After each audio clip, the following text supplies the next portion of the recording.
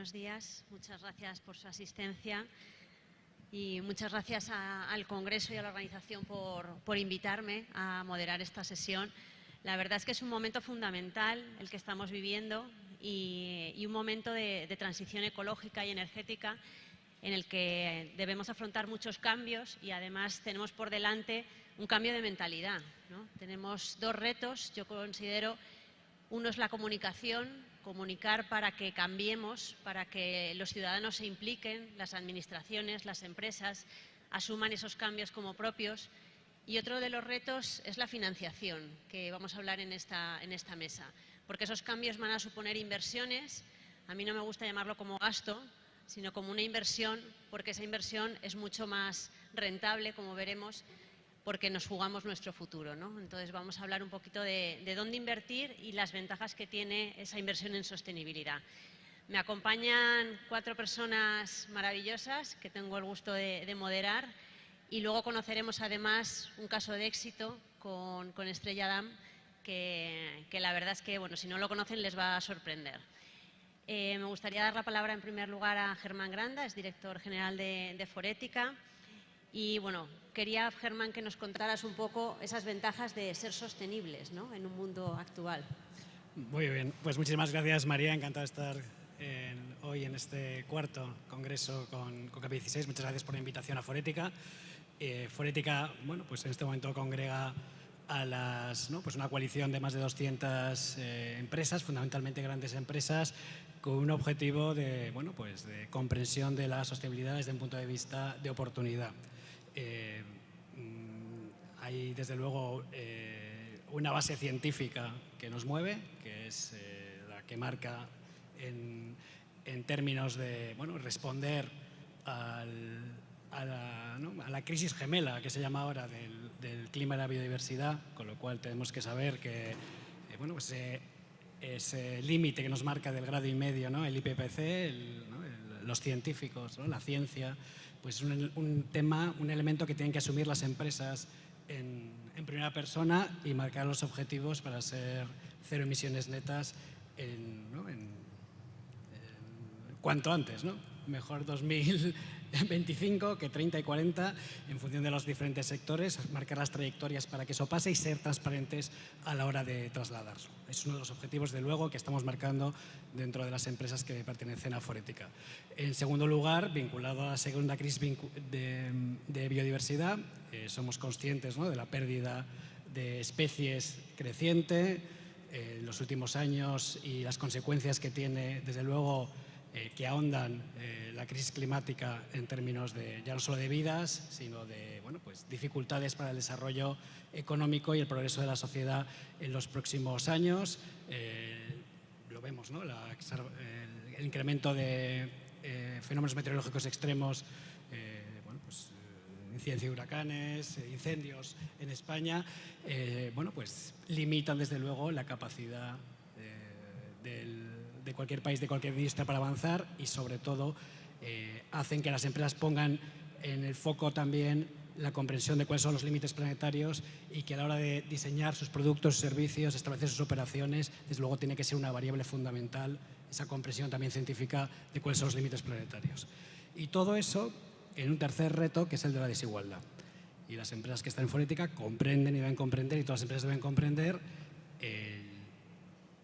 el desbalance que puede suponer un contexto, sobre todo en los últimos años, en el que el 1% de la población ha capturado el 44% de la riqueza frente al 50% de la población que solo ha capturado en estos momentos el 2% de la riqueza.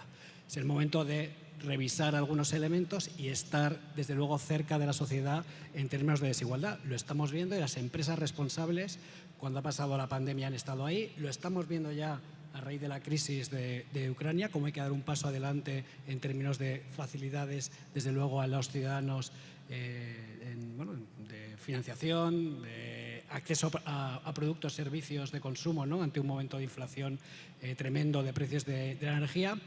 Que esperamos que, obviamente,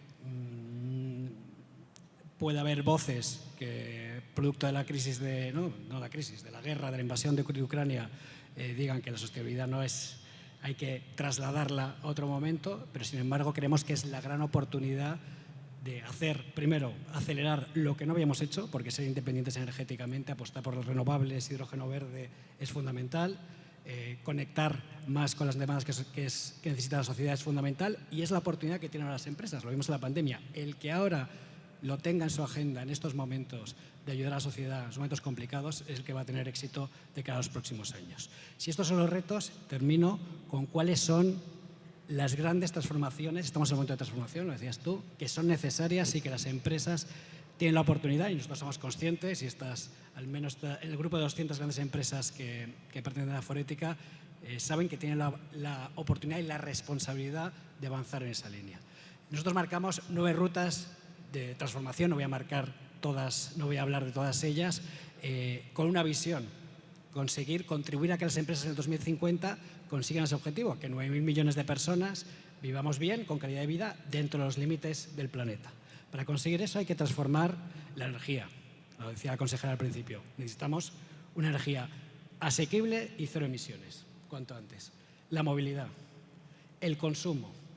Solo es circular, volvemos a meter solo el 8,6% de los materiales que usamos de minerales, etcétera, de la tierra. El resto acaba siendo residuo, acaba en océanos, en vertederos o siendo quemado, generando más emisiones de CO2. La inteligencia, la oportunidad de generar, lo veremos hoy, materiales que sean sostenibles y que permitan además ser independientes en un momento de que se acelera esa comprensión de las crisis en cadenas de valor, la independencia de ciertos materiales que puede paralizar ciertas industrias, es un acelerador también importante. Hay que transformar la comprensión del impacto de la salud. En Forética tenemos un grupo que se llama el Grupo de Acción de Salud y Sostenibilidad, que habla de la huella de salud. Las empresas tienen una responsabilidad no solo en la salud de sus trabajadores, y lo vemos ahora en el contexto de la salud mental, y tiene una oportunidad también en términos de captación y retención, generando lugares de trabajo pues más, donde se genera un mayor bienestar, pero también en la salud y bienestar que generan sus productos y servicios, ¿no? Si hay un scope 1, 2 y 3, un alcance 1, 2 y 3 en el tema ambiental, también en el tema de la salud podemos generar bienestar de cara afuera. Hay algunas rutas que hay que impulsar adicionalmente, de algunas vamos a hablar hoy. Los productos y servicios financieros. Todo el sector financiero se tiene que adaptar, a empujar, y ya están en ello, a invertir, acelerar la transición, desde luego, hacia la sostenibilidad. El sistema alimentario, el agua. Desde luego, todos los sectores tienen oportunidades y cada empresa debe tener ese ámbito. Un cambio de mentalidad fundamental, como para terminar, como decías tú, que es necesario, y que para nosotros lo marcan 3 aspectos fundamentales. Por un lado, la necesidad de la comprensión de que es necesario, no sé si reiniciar el modelo o reiniciar la comprensión que tenemos del modelo. Forética lidera el Consejo Empresarial Español para el Desarrollo Sostenible. Presidentes y consejos delegados, hombres y mujeres de grandes empresas, se reúnen una vez al año para acelerar ese cambio de mentalidad y entender, desde luego, que todos los elementos de la sostenibilidad tienen que estar en la estrategia y gestión de las organizaciones, como reto y como oportunidad, desde luego, de, como decía, desarrollar esos productos y servicios que van a hacer exitosas a las empresas en los próximos años. Tienen que tener una mente de resiliencia, ¿no? Ahora que está muy de moda esa palabra, ser capaces de adaptarse. Pandemia, guerra de Ucrania, no tiene que desviar, desde luego, de los objetivos de net cero. Nos tendremos que ir adaptando, y eso supone ir cambiando, desde luego, operaciones, cadena de valor, productos, servicios, y vamos a vivir con ello en un mundo que la adaptación al cambio climático va a ser cada vez más relevante. Y en tercer lugar, en ese cambio de mentalidad, tenemos que tener una mentalidad desde las empresas que denominamos regenerativa, y eso va vinculado a todo el elemento regulatorio que entra desde el Green Deal europeo, la taxonomía, etcétera. Ya son elementos muy técnicos, que habla que ya no es suficiente para considerar una empresa sostenible, responsable, no hacer daño, ¿no? Quizás eso es una fase de la antigua RSC, ¿no? De la responsabilidad social corporativa, que era suficiente, oye, pues voy a hacer lo mío y no hacer daño. Ahora se habla de la importancia de generar un impacto neto positivo. Muchas empresas lo consiguen ya obviamente en el progreso de la sociedad, creando empleo, etcétera, pero ese impacto neto positivo ahora incorpora en la capacidad de regeneración, por ejemplo, en el sector alimentario de la tierra, del agua, la capacidad de regeneración también de las personas, que tenemos que ser capacidad de hacer una transición justa y generar las habilidades entre nuestros equipos que las preparen para el siguiente plazo. Con lo cual, estos son algunos elementos que marcan el estatus actual y lo que están pensando, desde luego, yo creo que es relevante decirlo, grandes empresas para liderar, no esperar que llegue la regulación, etcétera, liderar el movimiento, desde luego, de la sostenibilidad en esa dirección, y seguro que vamos a escuchar aspectos muy concretos de consumo y financiación que son esenciales para seguir acelerando ese proceso. Muchas gracias, Germán. Y efectivamente, yo creo que son las empresas las que tienen que interiorizar esos cambios e impulsarlos también, ¿no? Como nos explicabas. Por parte de BNP Paribas, os interesa mucho cuál es el perfil del cliente y del consumidor, ¿no? Para adecuar los productos que tenéis y además conocer un poco las tendencias de mercado que existen, ¿no? Y habéis hecho un análisis y una investigación muy interesante que Liliana Marsan, que es responsable del Departamento de Investigación de Mercados, pues nos vas a contar. Gracias. Bueno, muchas gracias. Lo primero, agradecer a Cambio 16 la invitación a este congreso y, bueno, pues como bien ha dicho María, desde BNP Paribas Personal Finance llevamos realizando 25 años un estudio que es el Observatorio CETELEN. Trata de analizar los principales cambios y tendencias del consumidor. Desde hace 2 años, evidentemente, una necesidad de analizar todo lo que respecta a la sostenibilidad desde la perspectiva del consumidor. Hoy os he traído un resumen de los principales aspectos que hemos identificado y, bueno, pues este estudio, no sé si lo vais a poner ya para poder… este estudio está basado en más de 2.200 encuestas realizadas a consumidores españoles, donde por un lado analizamos los principales aspectos generales en materia de percepción, de cómo percibe el consumidor pues todos estos cambios hacia una sostenibilidad, para luego pues digamos analizar las 3 grandes áreas que identificamos, que es por un lado la economía circular, por otro lado toda la transición energética en los hogares y por último la movilidad sostenible, que es también muy importante. Entonces, bueno, pues voy a presentaros los principales resultados. Espera un momentito. Vale.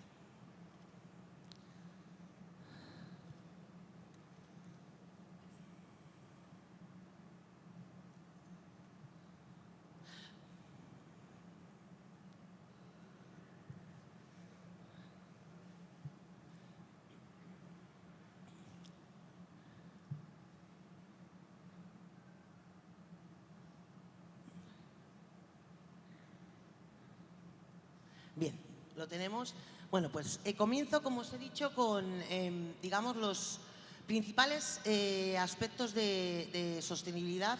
No sé si carga bien porque no salen todos los… Ahora. A ver. Bien. Para atrás.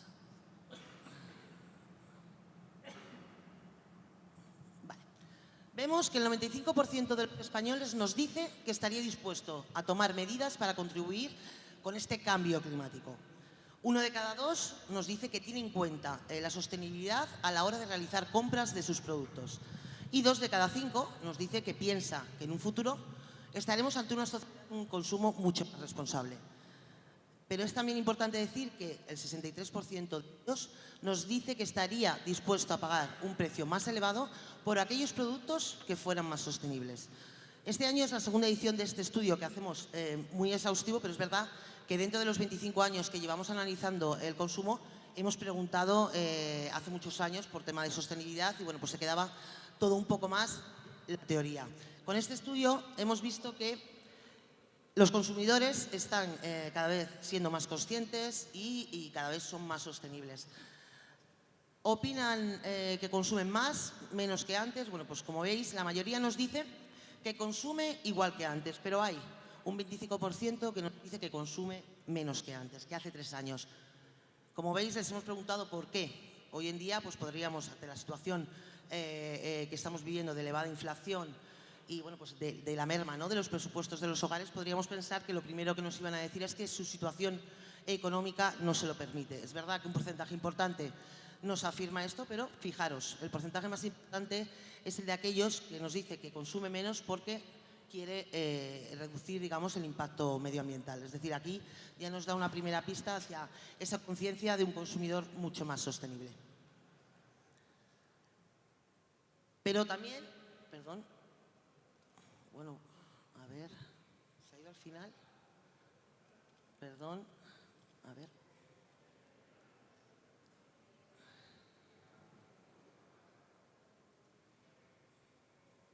Antes de abordar economía circular, es importante también qué realizan las empresas. Es decir, el consumidor no solo se preocupa si el producto es sostenible o qué producto comprar, sino que también tiene en cuenta a la hora de tomar su decisión de compra si la empresa donde va a comprar ese producto o va a demandar ese servicio realiza acciones sostenibles. Vemos que el 47% nos dice que tiene en cuenta a la hora de tomar su decisión de compra que la empresa esté certificada como socialmente responsable, que sea una empresa que le permita conocer la huella de carbono o la huella medioambiental del producto que compra y también que esté vinculada claramente a los objetivos ODS.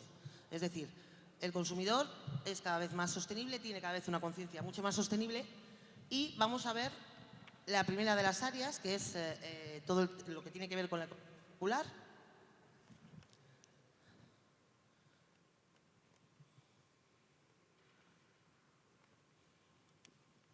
La economía circular. Antes de preguntarles, pues lo primero que hemos querido saber es si conocen lo que es la economía circular. Hoy en día todos oímos hablar de la economía circular, es un tema que está muy de moda, pues con todo el tema de compras de segunda mano, de reutilización de productos. Bien, 5 de cada 10 nos dice que sí que sabe lo que es la economía circular. ¿Y qué es para ellos? Bueno, pues sobre todo y fundamentalmente es algo que les permite ayudar a preservar el medio ambiente y los recursos naturales. ¿Qué acciones realiza para colaborar con esta economía circular? Bueno, pues trata de reciclar. Evidentemente el reciclaje es algo que todos tenemos en nuestra conciencia desde hace mucho tiempo. Trata de reutilizar los productos y bienes que ya no necesita, los dona, los vende, los repara y también trata de reducir los residuos. ¿Hasta qué punto? Hemos preguntado por estas 3 opciones. ¿Hasta qué punto realiza estas acciones más, igual o menos que antes? Nos tenemos que quedar sobre todo con que el porcentaje más pequeño es en el que nos dicen que lo hacen menos que antes. Es decir, prácticamente la totalidad nos dice que hace o reduce residuos, trata de reciclar o igual o más que hace 3 años. ¿Por qué produce menos residuos?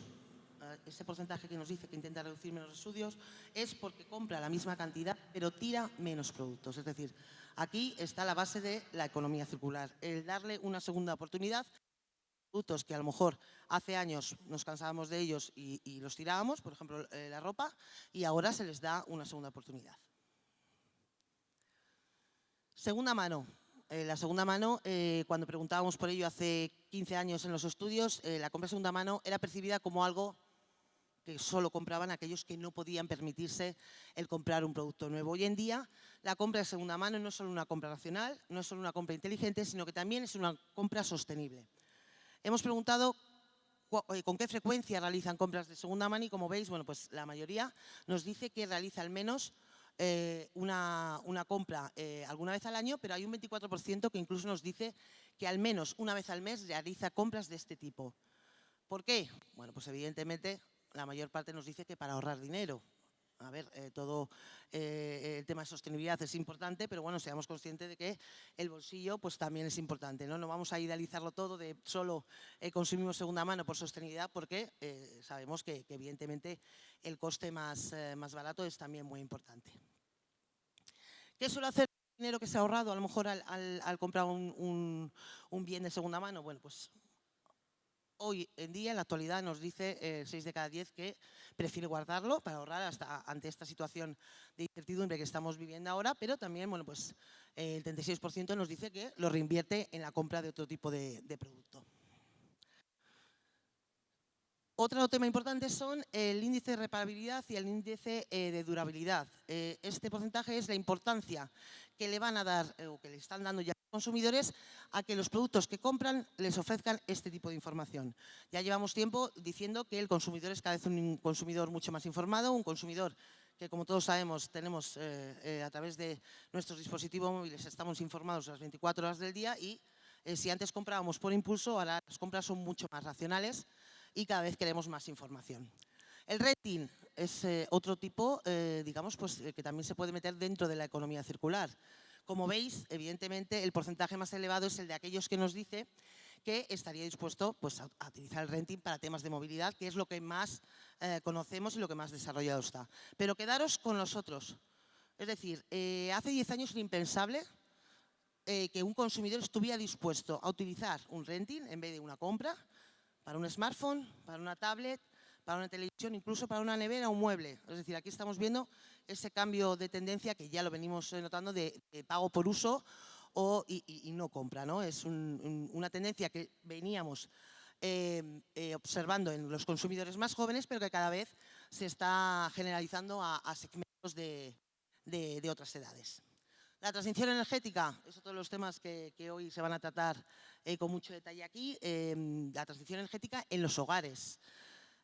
¿Qué ocurre? ¿Qué percepción tienen? Bien, lo primero que nos tenemos que quedar es que el importe, digamos, destinado en el último año a mejoras realizadas en los hogares relacionadas con la transición energética crece un 12%, al margen del importe o no que se hayan gastado, pero está creciendo. Es decir, los hogares son conscientes de que tienen que realizar mejoras.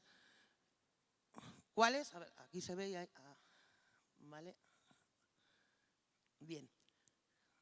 Sabía que ahora sí iba a ver. Os quiero mostrar las opciones. Bien, las opciones más... Nada, que no, hoy no quiere... A ver, antes de... Bien. ¿Cuáles son las más percibidas o las más conocidas o las que más tenemos instaladas? Evidentemente, electrodomésticos de eficiencia energética, todo lo que tiene que ver con la iluminación LED y también los aislamientos o cerramientos. Pero quedaros con el tema de placas solares. Como veis, hay un 24% de consumidores que nos dice que tiene intención de instalar placas solares en sus hogares, con un crecimiento de 3 puntos porcentuales respecto al año anterior. Es un tema que cada vez es más importante, cada vez vemos más compañías y empresas que se dedican a la instalación de placas solares. Cada vez está más interesado en este tema.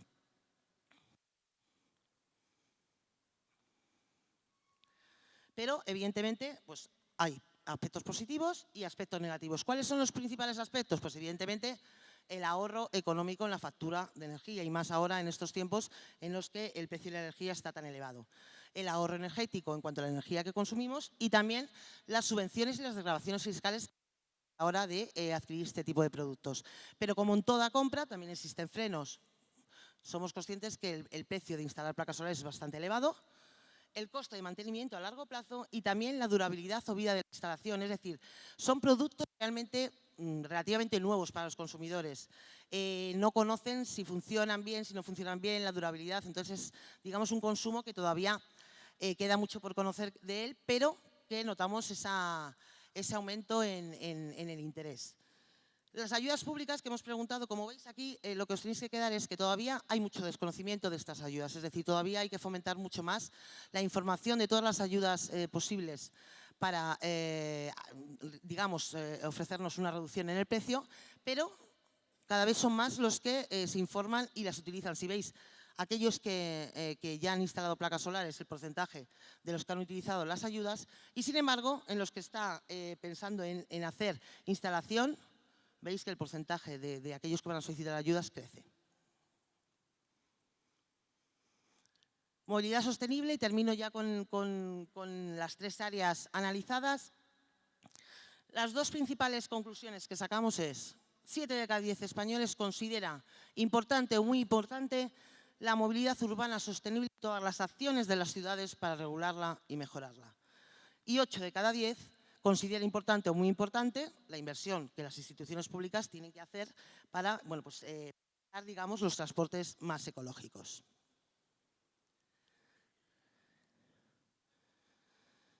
¿Cambios en la mejora? ¿Hemos percibido los consumidores cambios en la mejora de la sostenibilidad urbana? Pues bien, ya se ha ido otra vez.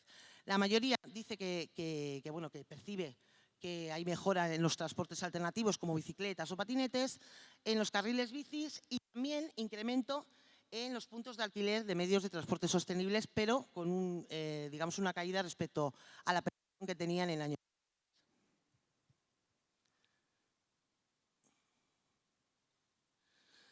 Bici eléctrica. Está la bici eléctrica por un lado y el coche eléctrico, digamos, por otro.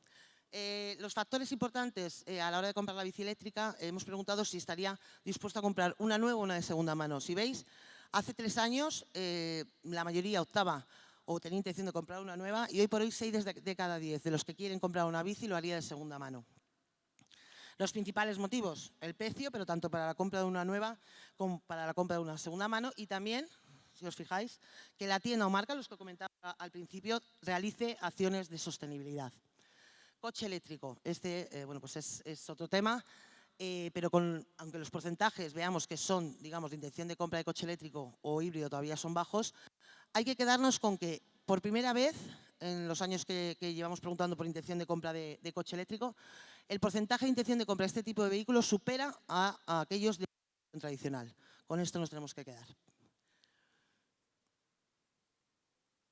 Y bueno, pues hasta aquí os he presentado un poco los aspectos generales y los más importantes de cada una de las áreas. Simplemente, como resumen, decir que estamos ante un cambio mucho más sostenible, que todos, tanto consumidores como empresas, como instituciones, vamos por el buen camino, pero que todavía, como se debatirá hoy aquí, queda mucho camino por recorrer, pero estamos todos en ello. Espero que os haya sido de interés y muchas gracias por vuestra atención. Muchas gracias, Liliana.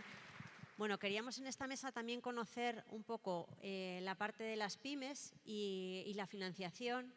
Begoña Leiva es directora de Operaciones Sostenibles de Proporciona y queríamos ver si esa conciencia ambiental que empiezan a tener y a manifestar los consumidores también la percibís por parte de las pymes y las ventajas de ser sostenibles y cómo es la financiación.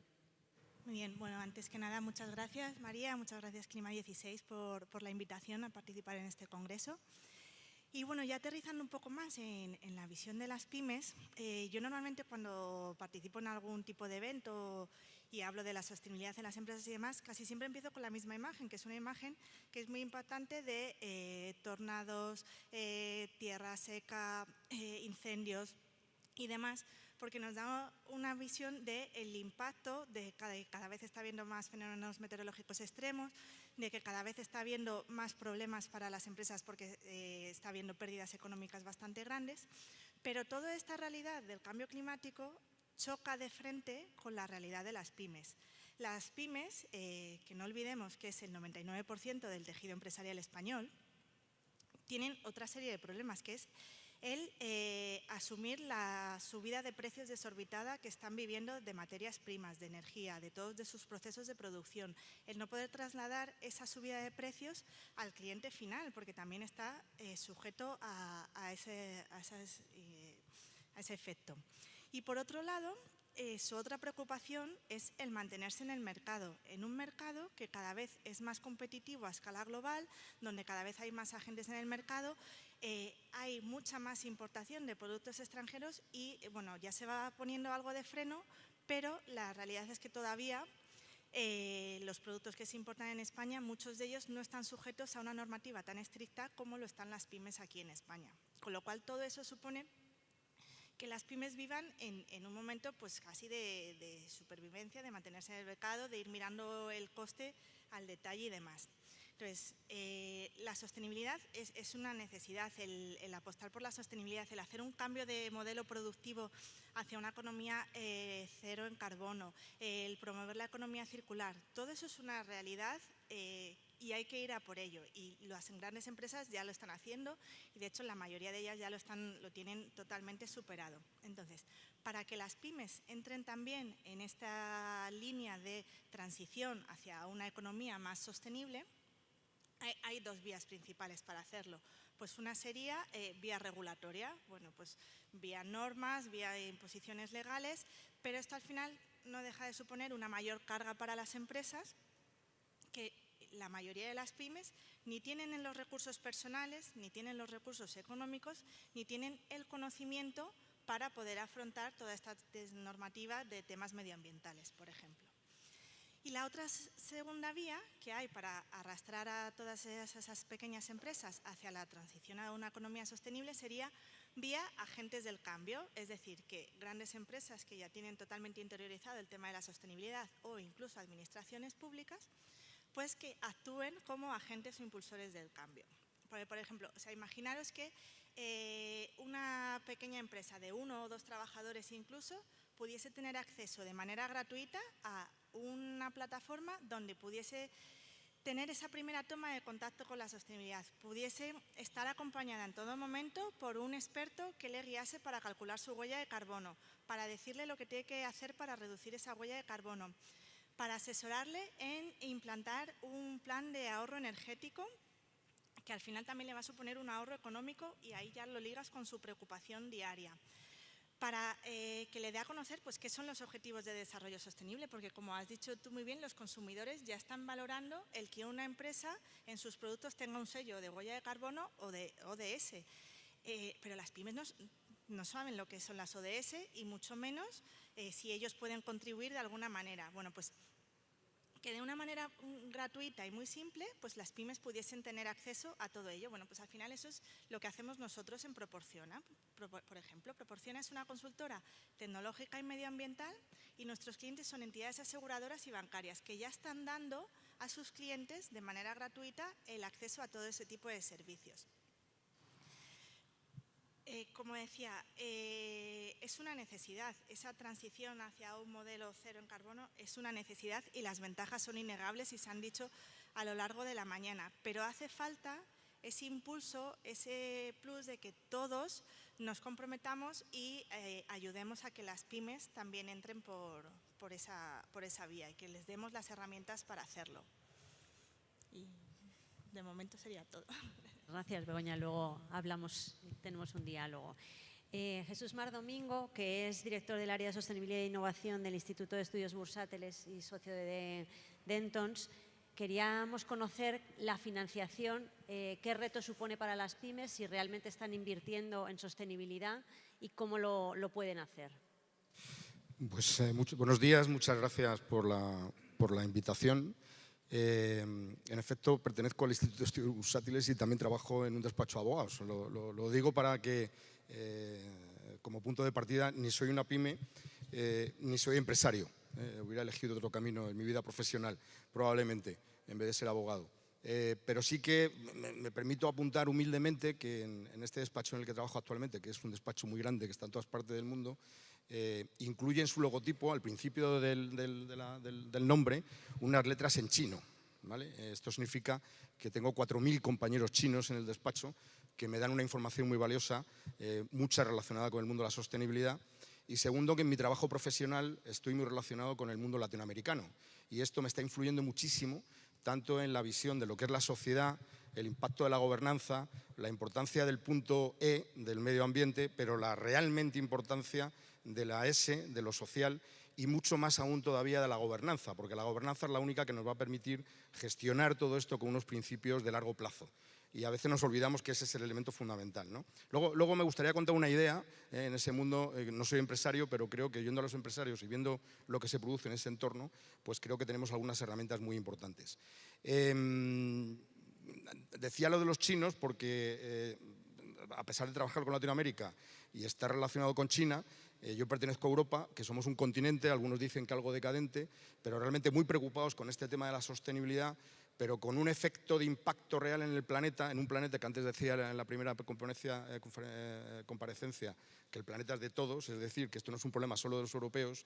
Nosotros impactamos, si acaso, en un 8% en toda esta problemática real que estamos viviendo del cambio climático y de los efectos perversos de todo lo que estamos viviendo en la actualidad. Quiero decir que hay otras partes del mundo que realmente deberían estar participando mucho más activamente. Eso no significa que los europeos y especialmente los españoles no participemos y que tratemos de poner en valor ese punto geográfico en el que nos ubicamos y que puede hacer que nuestra capacidad de participación en ese movimiento, vamos a llamar económico de la sostenibilidad, pues se materialice desde un punto de vista positivo. Me ha parecido muy interesante la encuesta que habéis realizado y en ese sentido yo no lo tenía preparado, pero la he buscado rápidamente y tengo otra encuesta que tiene mucho que ver con lo que tú has comentado de las pymes, de lo que piensan las pymes, y es una encuesta que se ha realizado en 8.000 empresas vascas a través del CARGUI, que es una organización de garantía, de recíproca de avales entre compañías y que pues representa en gran manera todo lo que es el entramado empresarial de una de las zonas con mayor impacto empresarial y donde, aunque tienen probablemente algunas de las mega compañías españolas representativas de las grandes empresas, BBVA, Iberdrola, el Grupo Mondragón y demás, sí que recogen también la realidad social, económica de España y que en algunos otros países es mucho mayor todavía, de que quien mueve la economía es la pequeña y la mediana empresa, ¿no? En ese sentido, en esa encuesta lo que descubrimos es que el 49% de las empresas encuestadas pensaban en financiar, estaban buscando elementos que les permitiera financiar y mejorar su empresa en términos de eficiencia energética y reducción de costes. Esta encuesta se hizo antes de la convulsión de la guerra de Ucrania. Ahora supongo que ese porcentaje habrá aumentado sensiblemente, geométricamente, por lo que estaban comentando anteriormente, ¿no? Entre las razones que explicaban este interés de las pymes vascas está la mejora de la imagen, es decir, todavía hay mucho elemento de greenwashing en todo ese movimiento de búsqueda de que tengas un sellito correspondiente con el consiguiente peligro que eso supone, y el ahorro en coste. Y en tercer lugar, adaptarse a la demanda de los clientes, en definitiva lo que estabais comentando vosotros, ¿no? Las pymes vascas no creen que los criterios de sostenibilidad afecten a su rating financiero, es decir, que viven un poco al margen de esta realidad. Pero, sin embargo, solo el 42% de las empresas vascas ha considerado integrar la sostenibilidad en la estrategia de la empresa. Es decir, que ahí hay un punto de separación entre el mundo financiero, que debería ser el que contribuyera de manera radical a la transformación de la economía. Antes comentabas que están empezando. Yo creo que el sector financiero está muy metido desde hace mucho tiempo y es el que está marcando la pauta, porque al final es un elemento clave de esta transformación que estamos viviendo. Básicamente, y me ha gustado mucho el título de la conferencia, el Show me the money, give me the money, porque está muy bien hablar de sostenibilidad, pero la sostenibilidad no tenemos que olvidar que es que se financia. Está muy bien hablar de costes verdes, pero luego hay que pagarlo. Y ese pago supone unos sacrificios que además impacta también en el empleo, la reducción de capacidad económica, la reducción de bienestar, en fin, todos estos elementos. Los vascos también piensan que el marco regulatorio solo será efectivo en el ecosistema PYME si se diseñan no tanto reglas y regulaciones y tal, sino incentivos fiscales. Es decir, piensan que la fiscalidad es un elemento fundamental y que además se uniera a la reducción de la burocracia. Todo el mundo habla de los fondos de resiliencia, pero si hacemos una encuesta probablemente nadie sepa lo que tiene que hacer, salvo acudir a algún asesor. Y además ese tipo de actividad piensan que sí que facilita el acceso a la financiación. Con todas estas ideas, probablemente, hay muchas más preguntas, he seleccionado un poco las preguntas más relevantes y que coinciden con lo que estabais comentando, es que la capacidad de transformación de las finanzas sostenibles es evidente. Y esa es en la que probablemente hay que apuntar y hay que hacer el ejercicio actual. Y esa autenticidad de la transformación debe ser un elemento crítico y pasa necesariamente, y es verdad que no se sabe cómo se debe hacer de manera radical, por la transformación de las pymes. Las pymes, la sociedad también, y la sociedad está ya también muy convencida de esa necesidad de transformación, pasa por ese convencimiento de la propia pyme de que tiene que transformarse. No puede haber una transformación a una economía sostenible si nos dejamos atrás no a la sociedad, sino a las pymes. Luego es un elemento esencial. Y las empresas ahí tienen que hacer un esfuerzo, deben alinearse necesariamente con la regulación que también se le está exigiendo desde ya a los inversores y a las entidades financieras. Es decir, tenemos que jugar todos al mismo juego. La entidad financiera cumple una función cuasi social en ese movimiento, pero le están exigiendo unos requisitos que tendrá que exigir también al que está pidiendo o demandando la financiación. El sistema financiero, por tanto, debe promover una relación biunívoca entre las dos partes y que con las empresas sí que esté obligado a innovar informando para encontrar soluciones a largo plazo. En definitiva, yo creo que esto no es una revolución de las grandes élites. No es una revolución de las grandes marcas que, como tú decías, pueden estar desarrollando, invirtiendo, dedicando un montón de medios humanos y materiales en la búsqueda de nuevos negocios que se vinculen al movimiento sostenible, sino que es algo que afecta a toda la sociedad, no es de las élites y todos deben estar participando. Y por tanto yo hablaría incluso de un término de complicidad. Las partes deben ser cómplices en ese movimiento en el que estamos moviéndonos.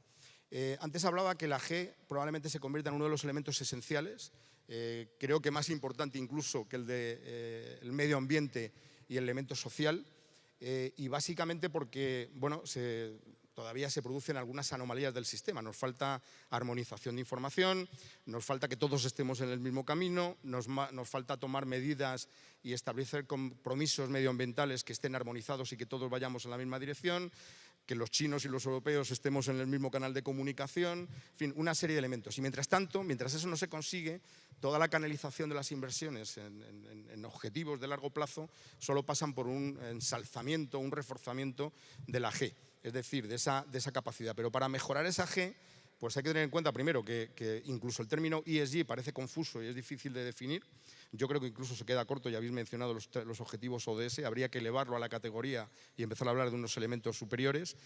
Cubre un aspecto tan amplio que es muy difícil de priorizar, qué tengo que poner primero o qué tengo que poner después en esa capacidad de gestión de la pyme a la hora de poder desarrollarlo. Y si se adoptan con gradualidad, esto va muy deprisa, es un ejercicio muy dinámico y casi binomial. Esto sí, esto no. Y te puedes quedar rezagado en ese movimiento de lo que es puramente la gestión. Y además hay un elemento que por mucho que queremos impulsar el largoplacismo, pues impide conseguir unos resultados en el corto plazo. De ahí surgirían, yo creo, los pecados capitales de la gestión en este momento en la sostenibilidad, que yo creo que deberían tenerlo en cuenta las entidades, como lo está teniendo también la sociedad. Las entidades me refiero a las compañías, a las empresas, y ahí me referiría a todas, las pequeñas, las medianas y las grandes. Primero, que no es solamente un esfuerzo de comunicación, porque parece que estamos todos empeñados en comunicar que somos sostenibles. Es una cuestión mucho más de hacer que de decir.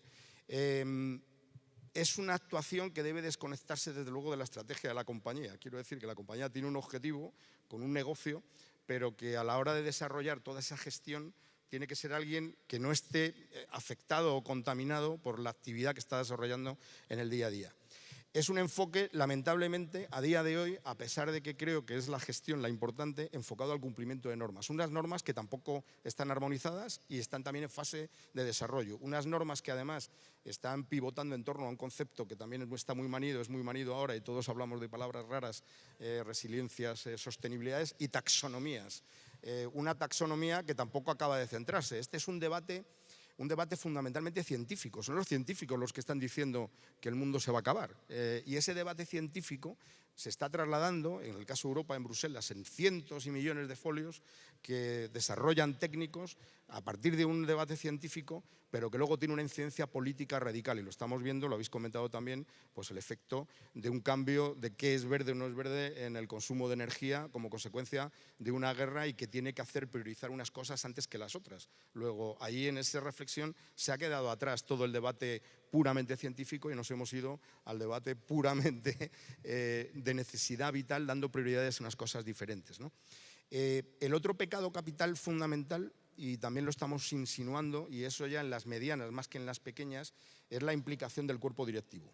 Para que el ESG funcione adecuadamente, pues los que tienen que estar dedicados a esa función no es en la base de la compañía, sino que es arriba, tiene que haber un reforzamiento. Por eso, sí es verdad que las entidades financieras y las grandes compañías han hecho un gran esfuerzo para que la huella, el impacto, realmente se realice en la parte de arriba y de arriba vaya yendo hacia abajo para que toda la organización esté convencida de todo este tema, ¿no? El otro gran pecado capital de todo esto es el enfoque excesivo en las calificaciones, que todo el mundo está preocupado de que me pongan una calificación. Bueno, la calificación tendrá un efecto, pero realmente a efectos de la financiación lo que tengo que presentarle al banco es que soy un proyecto realmente viable, primero económicamente y que además cumple determinados requisitos que de alguna manera se van a cumplir porque todos estamos intentando entrar en esta nueva economía, una nueva economía que queramos o no está basada en la sostenibilidad, pero también en la digitalización. Es decir, que una compañía, no digo que es que vaya a montar una compañía petrolera, no, un negocio que no tenga algún elemento de transformación digital, pues obtendrá más difícilmente cualquier tipo de financiación. Y el último pecado capital, yo creo que en este movimiento de la gestión de la sostenibilidad por parte de las pymes es, probablemente por falta de medios, pues una falta de evaluación y seguimiento que viene unido también a la falta de herramientas suficientes como para medir su huella real de impacto de la huella de carbono, ¿no? Es verdad que están surgiendo, gracias a la digitalización, un montón de herramientas que las compañías pues empiecen a utilizar. Es decir, cuánto cuesta la luz y cuánto impacto genero en la huella de carbono para poder ser inclusivo y que en un término de tiempo no muy lejano, porque a las grandes ya se lo están exigiendo, la información no financiera que yo genero tenga realmente una utilidad a la hora de poder obtener la financiación que yo pueda estar persiguiendo. En definitiva, que esta transición a la economía descarbonizada, pues efectivamente tiene pues muchos elementos, pero lo realmente claro es que se está viendo afectada en muchos segmentos de la población y en muchos segmentos de la empresa, que están sufriendo los daños que supone esa transición, no el cambio climático, sino la transición a ese entorno de sostenibilidad. Y en el mundo latinoamericano, en el que me muevo muy intensamente y muy centrado en lo que son los fondos ambientales, y hay algunos que son muy conocidos y que tengo la fortuna de estar más o menos cercano, en el último COP27, en el 26, en Glasgow, hubo un trending topic en aquellas jornadas que fue la intervención del presidente de un pequeño país latinoamericano que es Ecuador, pero que tiene uno de los elementos de biodiversidad más importantes del continente, que son el archipiélago de las Islas Galápagos, que se le ocurrió, bueno, no creo que se le ocurriera, estaría trabajado y preparado, anunciar en este congreso. Los congresos son lugares donde se anuncian muchísimas cosas y luego no se cumple ninguna. Es más, se suelen normalmente salir decepcionado porque tampoco se consiguen ni los objetivos de la propia cumbre. Pero en esa ocasión se convirtió en un trending topic cuando se planteó que un elemento que tenía una comunidad como es la ecuatoriana, se pusiera a disposición del planeta en un proyecto que es ampliar la zona de protección de las Islas Galápagos. Y esto no hay que pensarlo en unos términos de biodiversidad estrictamente y medioambientales, sino que tiene unos efectos espectaculares en términos sociales y de potencial desarrollo económico.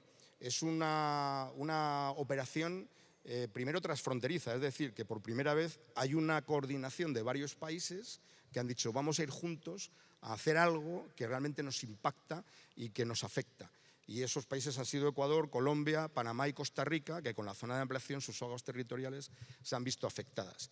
En segundo lugar, es que ha sido una medida de consenso, porque todos estamos hablando de la sostenibilidad de las medidas, pero casi son medidas unipersonales o uniempresariales. O sea, es muy difícil ver a dos personas juntas haciendo algo sostenible o con un proyecto común. Y esto es un proyecto común donde existe el consenso.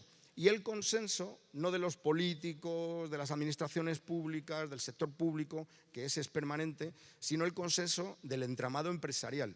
¿Y qué entramado empresarial fundamental puede haber en un archipiélago en el Pacífico? La pesca. Y todos los miembros del sector pesquero se han puesto de acuerdo y han aceptado tomar determinadas medidas que les van a afectar económicamente, tendentes a la reducción de las capturas y demás. Por tanto, yo creo que es una medida muy importante y bueno, me callo aquí porque no quiero monopolizar esta mesa, pero tengo una idea que si luego tengo oportunidad me gustaría plantearla como idea de la nueva economía basada en la sostenibilidad y digitalización que puede ser muy activa para precisamente las empresas españolas.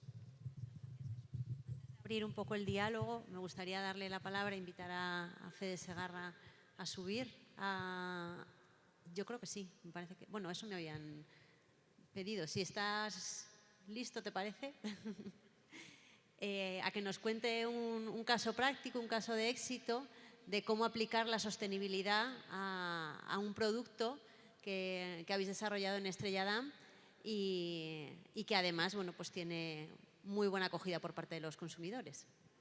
Bueno, buenos días a todos y gracias por venir y gracias a Cambio 16 por darnos la oportunidad de explicar nuestro proyecto y me ha agradecido que nos haya invitado Germán. También formamos parte de Forética y con María también ayudamos a darle un poco de visibilidad a estos conceptos de sostenibilidad de proyectos. Me ha gustado mucho lo que ha dicho Jesús del hacer, porque es verdad que en términos de sostenibilidad se habla mucho, hay mucho argumento, hay mucho relato y a veces pues, le dedicamos poco tiempo al hacer. En nuestro caso en DAM, que es lo que os voy a explicar ahora, va a ser un ejemplo de todo lo que hemos hecho durante nuestra historia más reciente en términos de sostenibilidad y cuáles son los hechos y lo relevante que es para nosotros la sostenibilidad.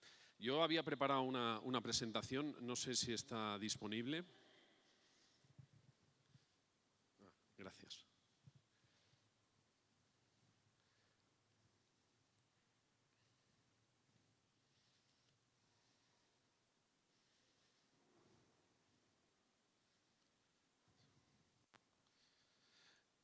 Hablábamos de ESG.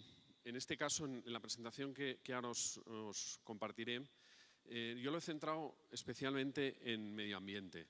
Es verdad que las compañías tenemos la parte social y de gobernanza, pero bueno, como hablábamos de consumo responsable o de consumo sostenible, he preferido centrar todo en medio ambiente.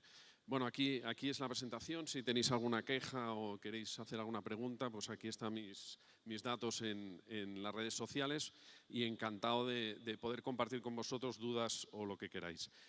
Lo primero que quería compartir es que nosotros somos una empresa, a ver si funciona. ¿Le ponías hacia aquí? Vale.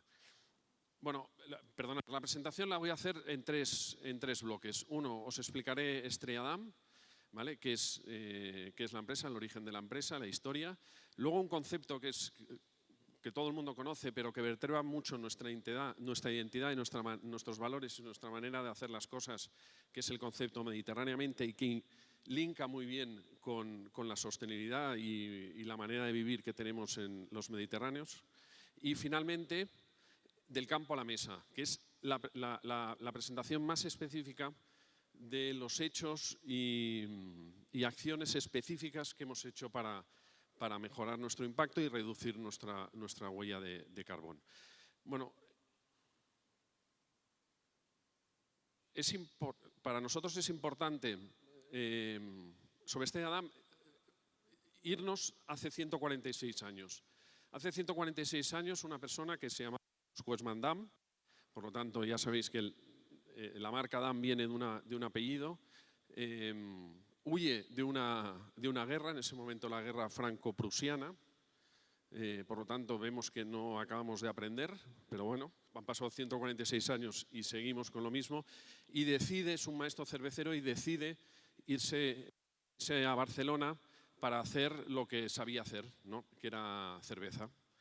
Pues hace 146 años en España las bebidas que más se consumían eran vino y cerveza, ¿vale? Y vino y cava, especialmente en Cataluña, y muy poca gente conocía la cerveza. Él intentó traer a España la cerveza alsaciana, una cerveza dura, una cerveza fuerte, y se dio cuenta que, claro, en España con el calor que hace, la humedad que tenemos en Barcelona, pues la gente no la consumía, ¿no? Y se inventó, que esto ya entramos en temas de sostenibilidad, se inventó la receta original de Estrella Damm hace 146 años, que le introdujo arroz en el mosto. El arroz es un producto típicamente, bueno, pues mayormente en la gastronomía mediterránea, lo tenía a mano, ingrediente local, y lo incorporó a la cerveza. Hoy, 146 años después, la cerveza tiene exactamente la misma receta, ¿no? Y entonces está básicamente hecho de malta, que luego os explicaré que viene en la cebada, lúpulo, arroz y levadura. Esto hace que la cerveza sea un producto 100% natural, ingredientes 100% de origen natural, sin conservantes ni aditivos, y que la fabricamos en la fábrica que también comentaremos luego del Prat de Llobregat. Sí.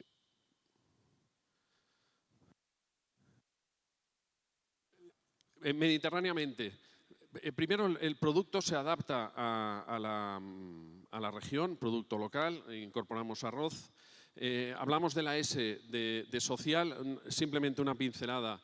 la identidad de una marca de cerveza muy próxima a la sociedad donde opera, desde el punto de vista cultural, desde el punto de vista deportivo y desde el punto de vista de gastronomía. Esto nos lleva al año 2009, donde se crea este concepto mediterráneamente, ¿no? Y, si queréis, desde un punto de vista de estilo de vida, reivindicando nuestro estilo de vida mediterráneo, pero que evoluciona hacia una preocupación cada vez más importante del mar que nos vio nacer, del mar que nos estructura nuestra manera de ser y que nos preocupa enormemente para aquellas empresas en las cuales vivimos de la tierra. Nosotros somos un alimento, necesitamos cebada, necesitamos arroz, necesitamos levadura, necesitamos lúpulo, y ver sufrir al Mediterráneo, como lo estamos viendo sufrir en estos últimos años, a una empresa de alimentación y bebidas, pues esto le estructura empresarialmente de una manera diferente, ¿no? Esto nosotros lo hemos trasladado, el concepto mediterráneamente, a lo que llamamos del campo a la mesa. Intentamos ser sostenibles desde los agricultores hasta el punto de venta, ¿no? En toda la cadena de valor. Como os decía, la cerveza está hecha de malta, arroz y levadura, y necesitamos, en contacto directo con los agricultores, el día a día para tener la malta, ¿no? ¿Esto que nos produce? Nosotros, en nuestro caso, es un caso único, tenemos una maltería propia, estamos en contacto directo con más de 400 agricultores y vemos qué es lo que está pasando en la tierra respecto al cambio climático, ¿no? Esto lo que nos hace es ayudar a los proveedores, darles formación, darles tecnología para mejorar sus cosechas y para intentar que el impacto del cambio climático sea el menor posible en ellos. De estos más de 400 agricultores que tenemos en la franja entre Huesca y Lérida, esto hace que la economía local sea uno de los puntos fuertes de una empresa como la nuestra. Decidimos que el otro gran producto, la otra gran materia prima que utilizamos para hacer la cerveza, que es el lúpulo viene mayoritariamente de León, y para reducir la huella de carbono, hace 10 años hicimos un proyecto pionero en Tarragona de plantar lúpulo de una característica especial para intentar que la fábrica del Prat de Llobregat, el lúpulo que consumiera fuera de lúpulo local, ¿vale? Esto nos lleva a que el 90% de los proveedores que tenemos son de la península ibérica. Pasando.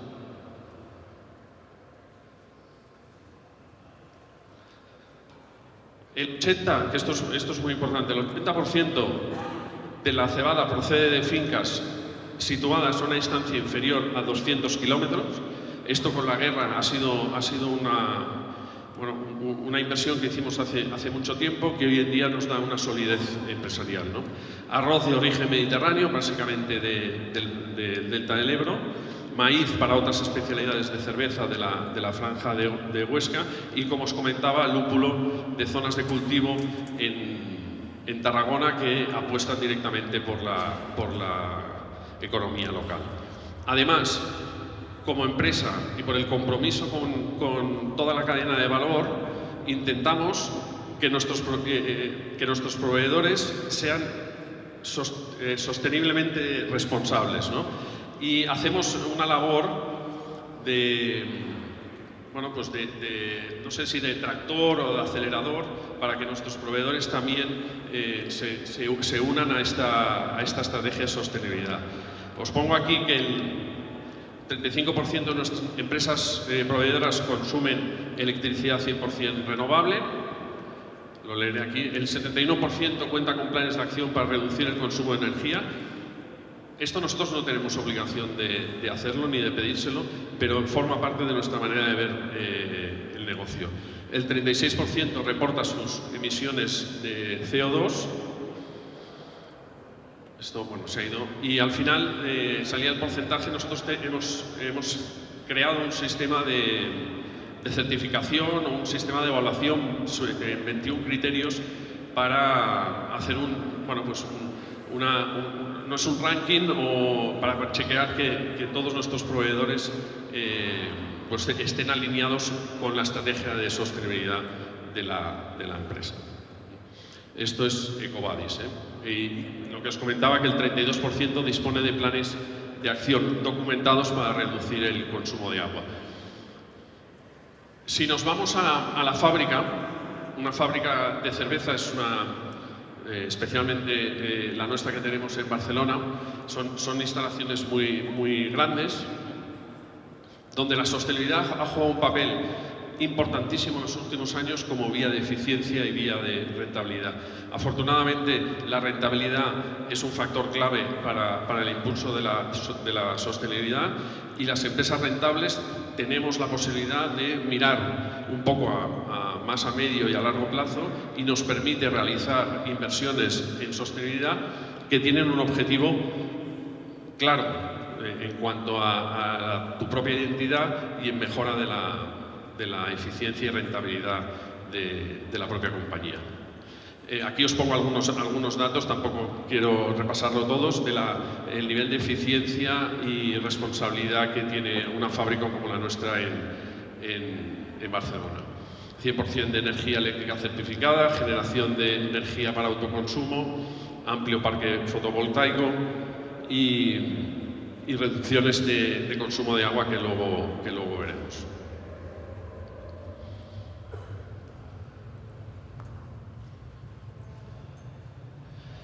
Otro tema importante en la elaboración de la cerveza es la circularidad, ¿vale? En una fábrica como la nuestra, el 97% de los subproductos que se generan durante el proceso de elaboración de cerveza son reintroducidos, son valorizados. El más importante en cuanto a cantidad es el bagazo. El bagazo, cuando hacemos el mosto de cerveza, antes de llevarlo a fermentación y guarda, hay un proceso de filtración. Ese proceso de filtración se queda como una masa de cereal. Pues al año, aquí lo veis, 100.000 toneladas que van para alimentación básicamente de vacas.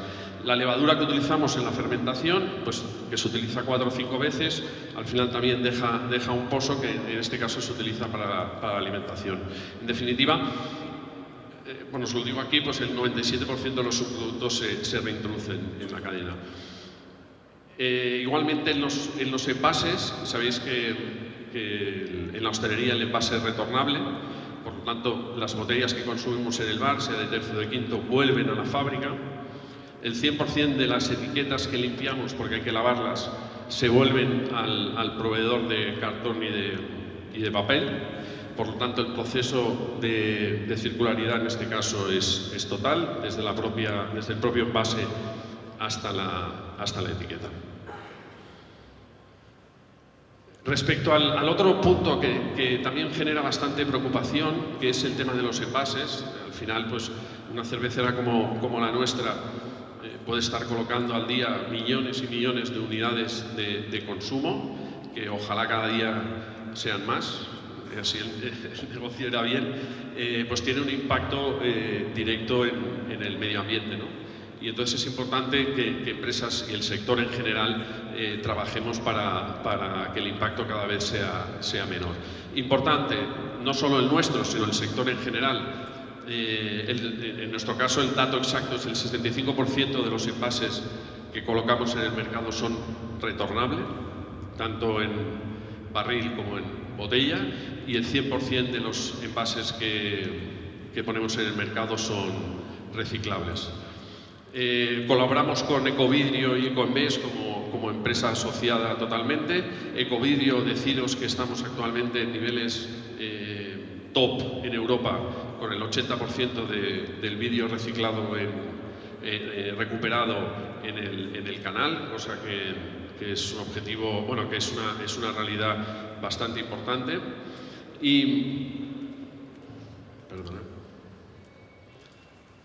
Y una cosa que también nos caracteriza y que es única y que también vertebra el concepto que hablábamos anteriormente de mediterráneamente, cada año colocamos más de 400 compactadores de latas en las playas en el litoral para evitar que las latas acaben donde no deben acabar, que es en el mar, ¿no? Y luego os quería explicar un mini proyecto que hicimos y que María lo conoce bien, que es la sustitución. Esto fuimos la empresa pionera en Europa en la sustitución de las anillas de plástico por cartón biodegradable. Nadie nos lo pidió, nadie nos lo exigía, no hay regulación, no hay ninguna ley que nos provocara el cambio, lo hicimos por convicción y esto, pues bueno, ha sido también un caso de éxito. Ahorramos más de 300 toneladas de plástico al año en las latas y esto pues también nos sentimos orgullosos porque sobre esta iniciativa ha habido otras muchas más empresas que se han sumado y por una positiva reacción por parte del consumidor y por parte del canal a una iniciativa en particular, pues se han visto obligadas, entre comillas, a también iniciar un proceso de sustitución de las anillas de plástico. Hicimos lo mismo con los packs de latas, aquí lo veis. Y respecto a... Ya voy acabando, perdonad. ¿Vale? Y respecto a la energía lo hemos pasado muy rápido. En definitiva, yo lo que os quería transmitir es que dentro del consumo responsable, empresas como la nuestra, sobre una identidad clara de un concepto mediterráneamente, que es el que hemos estado trabajando, un producto que es un alimento con contacto directo y permanente con la naturaleza y con el planeta, somos los primeros que tenemos y que nos damos cuenta de lo que está sufriendo el planeta y somos nosotros mismos los que por iniciativa propia, sin necesidad de que las administraciones nos obliguen a hacer ciertas cosas, los que somos los primeros interesados en que el Mediterráneo, los agricultores, la cebada tenga agua y tengamos un buen arroz, etcétera, para que esta compañía pues pueda vivir 140 años más o 1000 años más, pues es necesaria pues que nosotros aportemos ese pequeño grano de arena en esta lucha contra el cambio climático. Nosotros ya para finalizar lo resumimos en una frase, porque entendemos que el planeta no es, en este caso nuestro microplaneta, que es el Mediterráneo, no es solo nuestro medio de vida. Es verdad que hacemos cerveza mediterránea, pero consideramos que es nuestra filosofía, es nuestra manera de vivir. Muchas gracias.